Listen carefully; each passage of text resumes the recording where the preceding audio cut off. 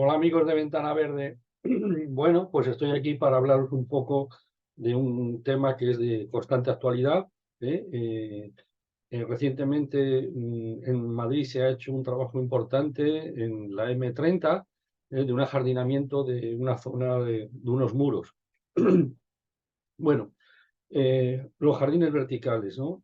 Por centrar un poco el tema, yo quiero comentaros las diferencias que hay entre los sistemas tradicionales y los nuevos sistemas que hay, que son estructurales, ¿no? Y luego, sobre todo, el tema de el sustrato y la tierra vegetal, que son dos temas muy importantes a tener en cuenta en el desarrollo de todo este tipo de proyectos. Bueno, los jardines verticales, pues podemos encontrar referencias en los jardines de Babilonia, ¿no? Ya donde hay plantas trepadoras que suben por las paredes de los muros, o plantas que cuelgan tapando fachadas o que están en terrazas plantadas en grandes maceteros y cuelgan por las paredes. Bueno, este concepto del jardín vertical es un jardín que es un jardín pequeño, estrecho, que va paralelo normalmente a una fachada o a un muro, y donde tradicionalmente hay dos formas de hacer este jardín. Uno es aportando, si está en el suelo, lógicamente se aporta una capa de terreno de tierra vegetal perfectamente fertilizada, abonada. Se ponen plantas trepadoras o árboles que sean de diámetro pequeño, o en función del espacio que tenga, el ancho que tenga y la distancia que haya que tener de la fachada, ¿no? Y se ponen árboles que sean columnares, tipo brachichito, cipreses inclusive, en fin, árboles que sean formadores de pantallas, ¿no? Bueno, en cuanto al tema, al concepto de diseño, ¿por qué este tema de los jardines verticales es algo que se está promoviendo mucho, ¿no? Bueno, yo he visto, si tenéis oportunidad de ver el Jardín de la Caixa en, frente del Prado, pues realmente vale la pena verlo porque es espectacular. Luego vamos a poner un vídeo que ya habíamos puesto alguna vez sobre este jardín vertical que realmente es impresionante, ¿no?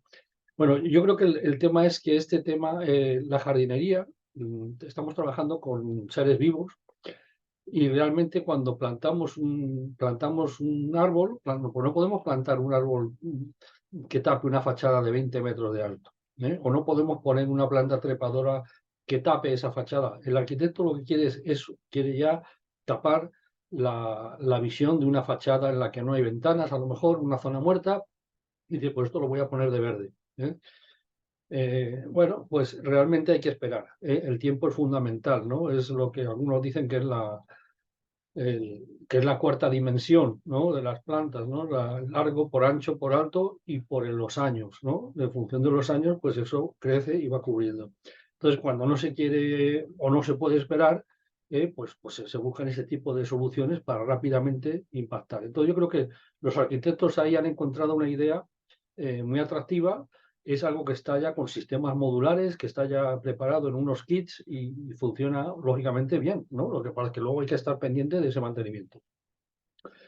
La desventaja que tienen los sistemas tradicionales de plantar en suelo y esperar a que cubran las plantas, aunque hoy si queremos podemos comprar cipreses que tienen 9 metros de altura, o podemos encontrar trepadoras que pueden tener 4 y 6 metros de altura, con lo cual eso ya facilita mucho el crecimiento, ¿no?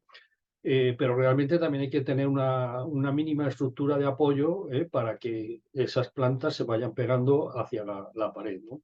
En el caso de las autovías o los pasos inferiores o tal, tradicionalmente hay soluciones constructivas muy importantes, ¿no? En una carretera, los taludes, para evitar deslizamientos, hay que tomar soluciones constructivas sólidas, consistentes, ¿no? Entonces yo creo que en el caso de las carreteras, la idea, por ejemplo, que se hizo aquí en Sevilla, que hace ya unos 30 años, que fue la de plantar los pasos inferiores con plantas trepadoras, bugambillas, también en la parte inferior de los muros con lantanas de distintos colores, etcétera, etcétera, pues es una idea que ha funcionado muy bien, porque llevan 30 años, llevan más de 25 o 26 años que no se riegan, ¿eh?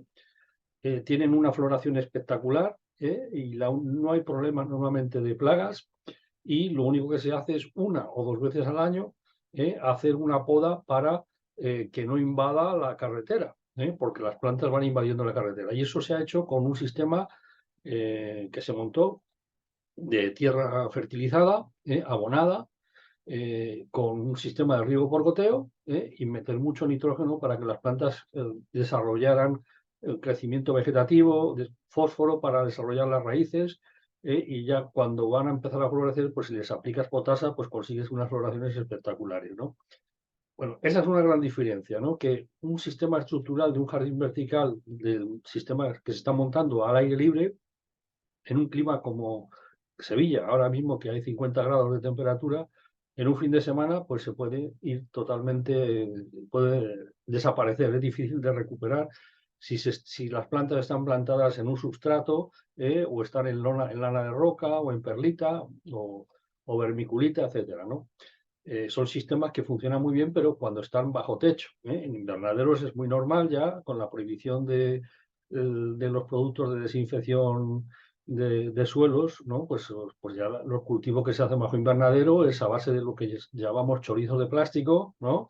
Que son rellenos de turba, rellenos de sustrato, rellenos de perlita, rellenos de lava de roca, y cuando se acaba el cultivo se levanta el sistema y se pone uno nuevo al año siguiente, ¿no? Entonces, esto cuando estamos hablando de espacios públicos y estamos hablando de años, pues claro, sin duda, yo con la experiencia que puedo tener en los 40 años haciendo este tipo de proyectos, ¿no? Pues está claro que lo que funciona es la tierra, la tierra, ¿no? Para empezar hay que tener en cuenta que en casi todos los pliegos de condiciones que existen ahora mismo, cuando te hablan de tierra vegetal, te dicen que la tierra vegetal tendrá un 10% de materia orgánica.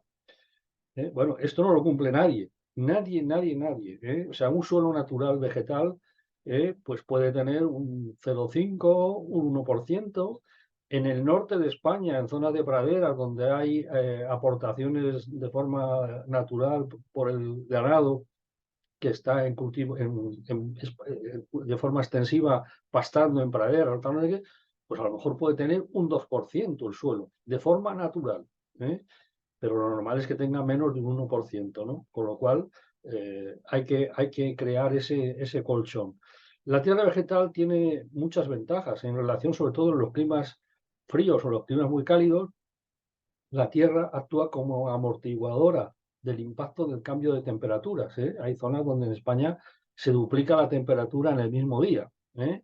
Entonces es mucho más amortiguadora en el caso de la temperatura. En el caso de un exceso de abonado, en exceso la tierra también permite amortiguar el impacto químico que se puede generar por un exceso de abonado o por una simple avería de riego, que durante varios días estamos sin regarnos en el periodo que se tenga que estar regando las plantas, ¿no?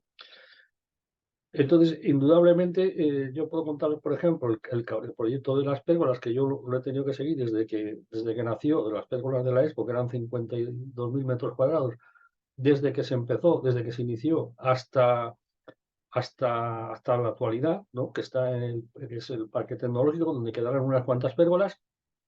Las jardineras han cambiado 2 veces en 30 años, y luego se han repuesto de sustrato aproximadamente, creo que unas 3 o 4 veces, porque llevan una mezcla de sustrato, de turbas y de vermiculita, para poder tener una mayor porosidad del suelo, ¿no? Son cultivos que no pueden fallar más de 2 o 3 días. En 3 días prácticamente el cultivo se viene abajo. Es un sistema semi-hidropónico, porque no se recupera el agua, y realmente estamos constantemente fertilizando, fertilizando, fertilizando. Entonces, para la jardinería pública, para espacios abiertos de carretera, pues indudablemente la tierra tiene una capacidad y nos da una tranquilidad enorme. ¿eh? Os voy a poner un par de fotos para que veáis uno de los pasos inferiores que se hicieron. Se hicieron 3 pasos inferiores y eran un muro jardinera, y entonces ese muro jardinera, las jardineras eran realmente grapas de hormigón que iban pinchadas en el muro, sujetando el muro de tierra, y dentro llevaban su sistema de riego por goteo y llevaban su fertirrigación, y bueno, y ahí están, ¿no? Aproximadamente se regaron durante 2, 3, 4 años máximo. O sea, yo puedo dar fe de que en los últimos 25 años no se han regado ni una sola vez, ¿eh? Lo más que se ha hecho es, los que dependen del ayuntamiento, una poda que hacen al año, y en lo que depende del parque tecnológico se hacen normalmente como 2 podas para que las plantas no invadan el paso de los autobuses y de los vehículos que pasan por el paso subterráneo. Es una cosa a tenerla en cuenta, ¿no? Sobre todo cuando es jardinería pública, no es jardinería privada, ¿no? En el caso de interiores, la utilización de ese tipo es magnífico. Yo creo que el problema que hay siempre es la luz, las plagas, y bueno, que las plantas también necesitan una humedad, que a veces eso no se lleva en zonas donde estén climatizadas y la humedad y la temperatura estén automáticamente organizadas, pues magnífico, ¿no? Porque están coordinadas, pero no podemos crear el ambiente ideal para las plantas. Son temperaturas de 24 a 28 grados, por ejemplo, con una humedad de un 60 o 70 o más, dependiendo si son plantas tropicales. Claro, eso es algo agobiante para una persona que esté comiendo en un restaurante o para una persona que esté en una tienda durante un rato dando vueltas por allí.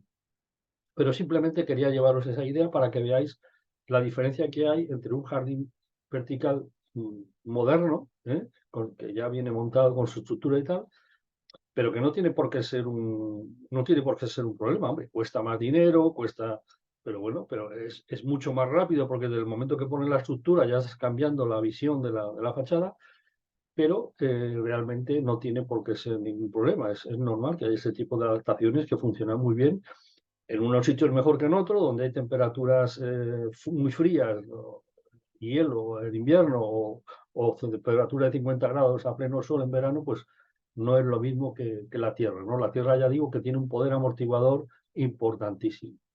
Bueno, pues nada más era hacer los comentarios. Pues hasta pronto, gracias.